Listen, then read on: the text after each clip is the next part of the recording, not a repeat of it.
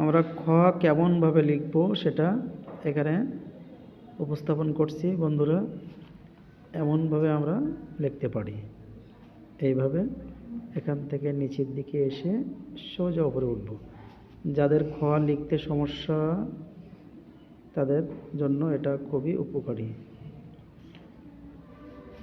এভাবে আমরা খ লিখব। খয়ের পরে গটা আমরা এখান থেকে এমনভাবে একটা ভাঁজ দেব, দিয়ে উপরের দিকে উঠিয়ে ঠিক এই মাত্রা বরাবর আমার ঠিক রাখতে হবে। ঠিক এখান থেকে নিচে নামিয়ে দেব, এখানে অর্ধমাত্রা। তাহলে এটাকে আবারও দেওয়ার চেষ্টা করছি, এমনভাবে আমরা গ দেব। বারবার দেখলে একটা লেখা অবশ্য সুন্দর করা যাবে।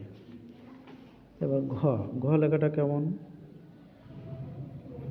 মাত্রা দেওয়ার পরে এখান থেকে এই অংশ, এখান থেকে পরবর্তী অংশ, তারপরে এখান থেকে এসে এমনভাবে নিচে নেমে সোজা উপরের দিকে উঠব, তাহলে ঘ হয়ে গেল।